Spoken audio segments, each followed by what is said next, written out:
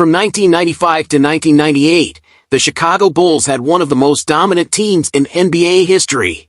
Led by Michael Jordan, Scottie Pippen, and Dennis Rodman, the Bulls won an incredible 6 championships in just 8 years. Michael Jordan, of course, was the heart and soul of the team. He had already won 3 championships with the Bulls in the early 90s, but after a brief stint playing baseball, he returned to the NBA with a renewed focus and determination. Jordan was a scoring machine, with a dazzling array of moves and an ability to hit clutch shots in the most pressure-packed situations. He was also a fierce competitor and a master of mental gamesmanship, always finding ways to get inside his opponents' heads. Scottie Pippen, meanwhile, was the perfect complement to Jordan. He was a versatile player who could score, rebound, and defend at an elite level. But perhaps his most underrated skill was his court vision and passing ability, which allowed him to set up his teammates for easy baskets. Pippen was also a tenacious defender who could shut down some of the best players in the league. And then there was Dennis Rodman, the enigmatic rebounding machine. Rodman was an eccentric figure who wore wild hairstyles and outrageous outfits, but on the court, he was a force to be reckoned with. He was arguably the best rebounder in NBA history, using his incredible instincts and athleticism to snatch boards away from taller players. He was also a fierce defender who could guard multiple positions and disrupt opponents with his intensity. Together, these 3 players formed a trio that was virtually unbeatable.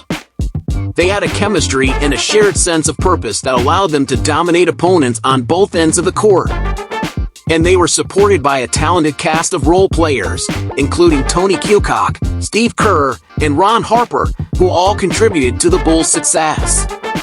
The Bulls' first three-peat in 1991 to 1993 was an incredible feat, but their second three-peat in 1996 to 1998 was arguably even more impressive.